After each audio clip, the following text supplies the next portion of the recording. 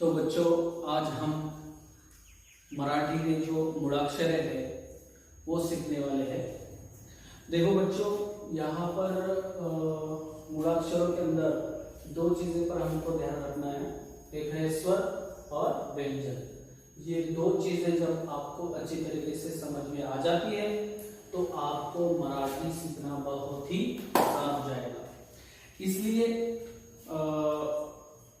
कोई भी चीज की कभी हमको शुरुआत करना है। फॉर एग्जाम्पल, जब हम बिल्डिंग बनाना चाहते हैं तो उसका जो पहिया होता है, पाया जो होता है, वो मजबूत होना चाहिए। तो हमारे मराठी का जो पाया है तो वो स्वर और व्यंजन है। ये कभी हमारे मजबूत हो गए तो हमको कोई भी दिक्कत नहीं आएगी। अब उर्दू और इंग्लिश मीडियम में विद्यार्थियों को, तलबा को यही प्रॉब्लम होता है, मराठी की दिक्कत आती है उनको, है ना। तो उसके पीछे का जो मेन रीजन है वो है मूलाक्षर। उनकी ये कॉन्सेप्ट जो है वो क्लियर नहीं होती है। उनको स्वर और व्यंजन का क्या डिफरेंस है ये समझ में नहीं आता है। ये छोटी सी चीज है, ज्यादा बड़ी नहीं है। स्वर अपने 14 है और 36 व्यंजन है। इतना ही याद करना है। जिस तरह से अंग्रेजी के अंदर एबीसीडी होता है वो बेसिक होता है अंग्रेजी सीखने के लिए, तो वैसे ही मराठी सीखने के लिए स्वर और व्यंजन ऐड किया गया है। फिर इसके जरिए हम बहुत सारे वर्ड्स लिख सकते हैं। जैसे अ के जरिए ऑगस्ट लिख सकते हैं, ए के जरिए एंकर लिख सकते हैं। अंग्रेजी के जितने भी सारे वर्ड्स होते हैं वो उससे लिखे जाते हैं। उसके बाद जो व्यंजन होते हैं, consonant, sound and vowels. Vowels को मराठी में स्वर कहते हैं। कॉन्सोनेंट, साउंड, व्यंजन जैसे इंग्लिश में होते हैं वैसे ही मराठी में होते हैं। और जब हम इस दोनों को, स्वर और व्यंजन को जब मिक्स करते हैं तब जाकर सही शुरुआत मराठी सीखने के लिए होती है। और उसे हम 4 या 3 साल पीछे जब जाएंगे तब 12 खड़ी कहते थे, लेकिन ये दो कंसेप्ट बढ़ने की वजह से अब ये 14 खड़ी हो गई है। और देखो बच्चों, जब तुम्हारी ये 14 खड़ी पूरी तरह जबान याद हो जाएंगे, तुम उसको बिना देखे लिखोगे, तब जाकर तुम समझ लो मराठी की पहली पैरी चढ़ गए हैं। अब तुम कुछ ही दूर तुम्हारा सफर बाकी है मराठी सीखने के लिए। हमको मराठी बोले तो सीखना बोले तो सबसे पहले वो पूरी तरह समझ में आना ये जरूरी नहीं है। सबसे पहले हमको पहली जो पैरी जो हमारी है वो है, हमको मूलाक्षर समझना चाहिए, 12 खड़ी समझना चाहिए। तब जाकर हमको छोटे छोटे शब्द लिखते आएंगे, वर्ड्स लिखते आएंगे। जब वर्ड्स आने लग जाए हमको, तो हमको धीरे धीरे करके छोटे छोटे सेंटेंस जो जुमले होते हैं वो लिखते आएंगे। और जब छोटे छोटे जुमले हमको लिखते और समझते आएंगे तब जाकर हमको धीरे धीरे हमारे क्लाइमेट में रहकर, हमारे परिसर में रहकर जो मराठी लैंग्वेज बोलने वाले जो लोग हैं उनका ऑब्जर्वेशन करके, निरीक्षण करके तुमको मराठी धीरे धीरे समझ में आ जाएगी, है ना। कोई भी लैंग्वेज होती है वो एक दिन में या 15 दिन में या 1 महीने में पूरी तरह समझ में नहीं आती है। कितनी भी आसान क्यों लैंग्वेज ना होती है, लेकिन हर लैंग्वेज को सीखने के लिए हमारी प्रैक्टिस होना जरूरी है, जिसे हम सराव कहते हैं, है ना। उर्दू में उसको मश्क कहते हैं। तो कोई भी लैंग्वेज हो, अंग्रेजी हो, उर्दू हो या फिर मराठी हो, कोई भी लैंग्वेज हो, उसे सीखने के लिए हमको वक्त देना बहुत जरूरी है। वक्त के साथ साथ आपको उसकी प्रैक्टिस भी करना बहुत जरूरी है। तो यहाँ पर इस पीरियड के अंदर जो मूलाक्षरों के बारे में मैं आपको बता रहा था कि स्वर और व्यंजन हमारे एक मर्तबा इसे रट ही लो आप, है कि नहीं, इसे रट लो एक बार, कोई प्रॉब्लम नहीं है ना। आप जब उसको, आपको जबानी जब ये याद हो जाएंगे तो उसको फिर क्या करना है, आपको सोच कर, इमेजिन करके कैसे आता है, तो उसको फिर बाद में लिखने की प्रैक्टिस करना है। आपको लिखने की प्रैक्टिस करना है। राइटिंग को बिल्कुल ध्यान मत दो, कैसी राइटिंग आती क्या आती है वो आप बाद में छोड़ दो, वो आगे की स्टेप है। सबसे पहले आपको मराठी समझ में आना चाहिए, पढ़ते आना चाहिए। ये जो मूलाक्षर है ये सबसे पहले ये पढ़ते आना चाहिए आपको। जब आपको ये अच्छी तरीके से पढ़ते आ जाएंगे तो फिर इसके आगे की जो एक स्टेप है वो है 12 खड़ी। 12 खड़ी भी बहुत ही आसान है। जब आप स्वर और व्यंजनों को याद कर लेते हैं, आप बिना देखे उसको लिख लेते हैं, तो फिर आगे की जो स्टेप होती है वो 12 खड़ी की होती है। और 12 खड़ी जब ये आपको आ जा रहा है, स्वर और व्यंजन आपको आ जा रहा है, तो 12 खड़ी बनाने का बहुत ही आसान तरीका है, जो अब तक कोई भी किताब के अंदर आपको बताया नहीं गया होगा। वो 12 खड़ी किस तरह से बनती है वो भी मैं आपको बताने वाला हूं, है ना। तो सबसे पहले आपको स्वर और व्यंजन के बारे में मालूम होना चाहिए। तो फिर आगे की जो स्टेप होती है वो होती है 12 खड़ी की। फॉर एग्जाम्पल आपको यहाँ पर स्वर और व्यंजन पूरी तरह से याद हो चुके हैं। अब आपके अगली स्टेप जो चल रही है वो होती है 12 खड़ी की। लेकिन ये दो कंसेप्ट बढ़ने की वजह से, दो वर्ड्स बढ़ने की वजह से अब उसको हम क्या कहने वाले हैं, 14 खड़ी। हिंदी के अंदर भी ये इसी तरह से है ना। तो देखो, आपको एक डिफरेंस मैं आपको बताना चाहता हूं, एक साम्य साधारण जो है वो बताना चाहता हूं। फॉर एग्जाम्पल हम ये क व्यंजन को ले लेंगे, क व्यंजन है। तो देखो बच्चों, जब हम क का उच्चारण करते हैं, उसका तलफ्फुज जब हम निकालते हैं क, तो लास्ट को जब हमारे पढ़ना हो जाता है तो उसका उच्चार हमको इसके अंदर अ भी आता है। क्या आता है, अ भी आता है। क, तुम फिर से पढ़कर देखो, आप दिल में पढ़कर देखो, कभी आप ये वीडियो देख रहे तो क जब आप पढ़ेंगे तो उसके अंदर छुपा होता है अ, पहले से मौजूद है लेकिन हमको दिखाई नहीं दे रहा है। लेकिन जब हम उच्चारण कर रहे हैं, उसका तलफ्फुज देख रहे हैं क, तो हमको अ पहले से ही उसके अंदर दिखाई दे रहा है, पहले से है क, है ना। ये हो गया पहले से। जितने भी व्यंजन है, क है, ख है, ग है, घ है, उसके अंदर पहले से ही मौजूद होता है अ। इसका मतलब अ ऐसा स्वर है जो व्यंजन में पहले से ही मौजूद है। तो शुरुआत यहां से ही होती है, 12 खड़ी की शुरुआत क से ही होती है। और फिर बाद में जो जो स्वर आते हैं उस हिसाब से व्यंजनों के अंदर चेंजेस होते हैं। वो चेंजेस भी मैं आपको बताऊंगा, है ना।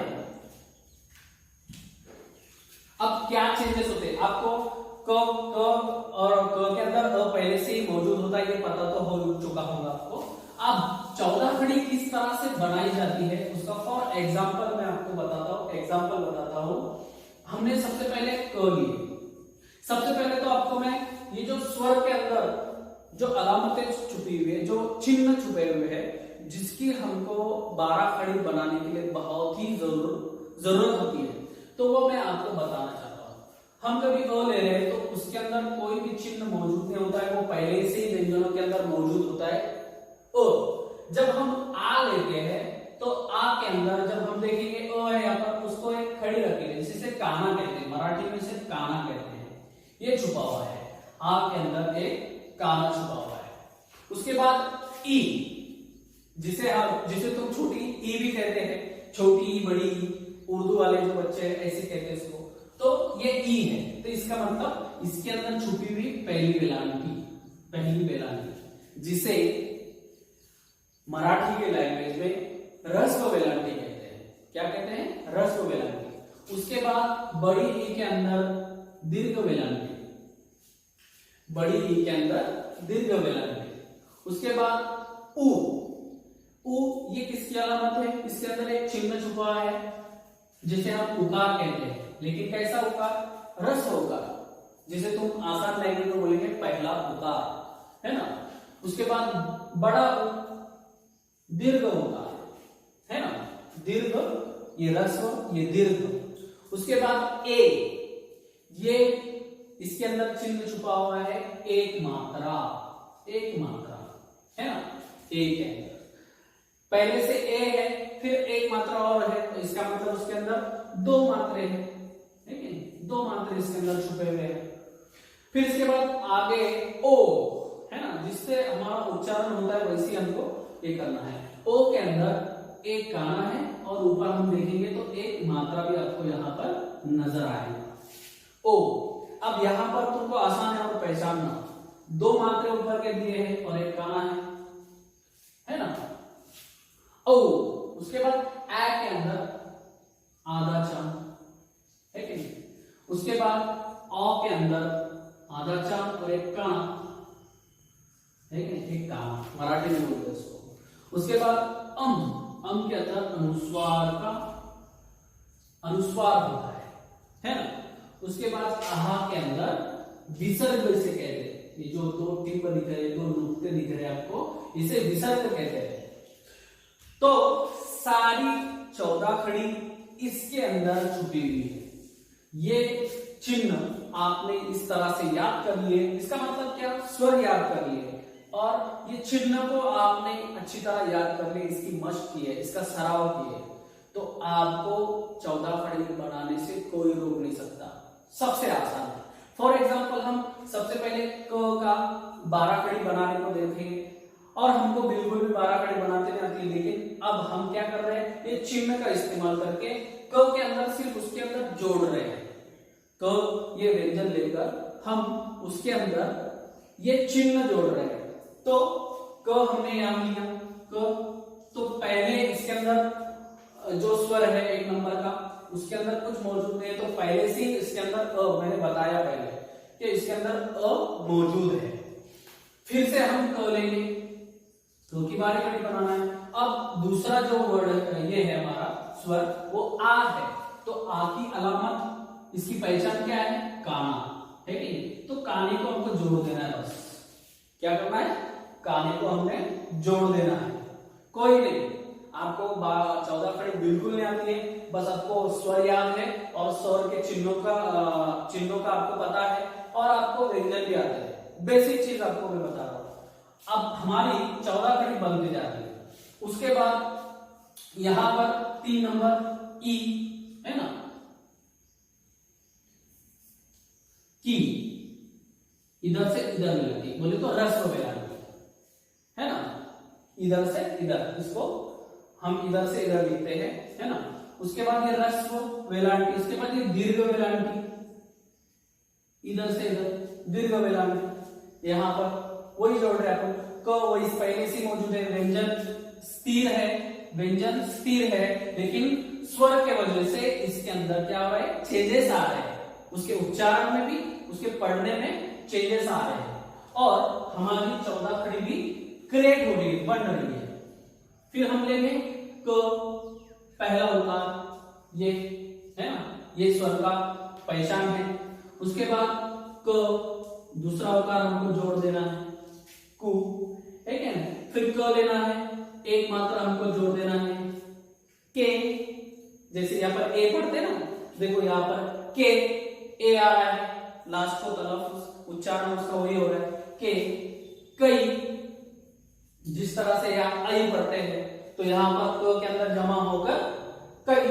उसके बाद ओ है ना, ओ, को, मैं सिर्फ ये चिन्ह आप इसके अंदर जोड़ते चल रहा हूं। अपनी 12 खड़ी, अपनी 14 खड़ी क्या हो रही? बनते चल रही है। को, कौ, है ना, क्या, सिर्फ चिन्ह आपको ऐड करना है। को वैसी है, क्या, को,